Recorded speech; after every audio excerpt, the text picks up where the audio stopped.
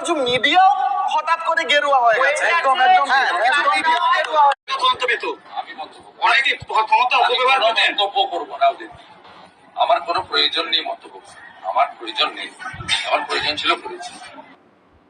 সরকারটা বারবার প্রমাণিত করেছে বাংলায় পাহাড় থেকে সাগর, জঙ্গলমহল থেকে বাংলার পূর্ব থেকে পশ্চিম প্রান্ত, প্রত্যেকটি জায়গায় যেখানেই গিয়েছেন শুভেন্দু অধিকারী সেখানে প্রচুর পরিমাণে জনসমর্থন পেয়েছেন, যেখানে ভোটে দাঁড়িয়েছেন সেখানে তিনি জয়ী হয়েছেন, এবং যে যে ইস্যুগুলো তিনি তুলে ধরেছেন সেই ইস্যুগুলোতেও বিজেপি ঝাঁপিয়ে পড়েছে এবং বাংলার মানুষের সমর্থন পেয়েছেন।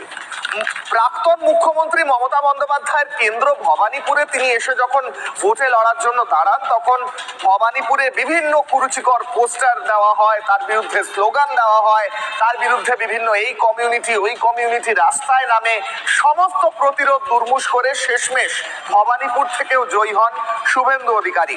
এই নতুন ঘোষণার পর বাংলায় যখন আগামীকাল নতুন সকাল হতে চলেছে, বিজেপির রাষ্ট্রবাদী হিন্দুত্ববাদী সরকার হতে চলেছে এবং আবারও নতুন করে বাংলায় নতুন সূর্য, নতুন উন্নয়ন, নতুন গল্প এবং নতুন সকাল হতে চলেছে, সেখানে দাঁড়িয়ে কিশলয়ের অগ্নিবাণের আজকের এপিসোডের আমার প্রথম প্রশ্ন, প্রথম অগ্নিবাণ, যেখান থেকে আমি আমার আজকের ডিবেট বা আলোচনা বা বিশ্লেষণ এবং তার সঙ্গে ব্রেকিং নিউজের দিকে যাব।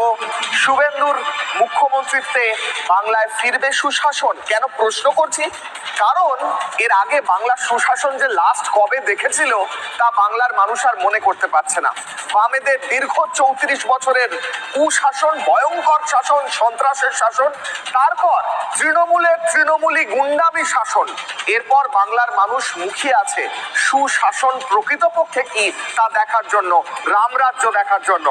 নানা ধরনের বাড়িতে বাড়িতে দেওয়া হবে জল সংযোগ, যে প্রকল্পের কথা বারবার ঘোষণা করেছেন প্রধানমন্ত্রী, সেই প্রকল্পই চালু হতে চলেছে। জল জীবন মিশন প্রকল্প, অর্থাৎ বুঝতেই পারছেন যে ডাবল ইঞ্জিন সরকার হতে চলেছে আমাদের এই রাজ্যে, এবং কেন্দ্রেও বিজেপি সরকার রয়েছে এবং রাজ্যেও বিজেপি সরকার, দুইয়ের মেলবন্ধনে রাজ্যের যে উন্নতি সাধন হতে চলেছে তা কিন্তু স্পষ্ট। একটু আগেই আপনাদের জানালাম যে আয়ুষ্মান ভারত প্রকল্প কার্যকর হতে চলেছে, আর এরই পাশাপাশি জানা যাচ্ছে যে শপথ গ্রহণের আগে প্রতিশ্রুতি পূরণের উদ্যোগ নিয়েছে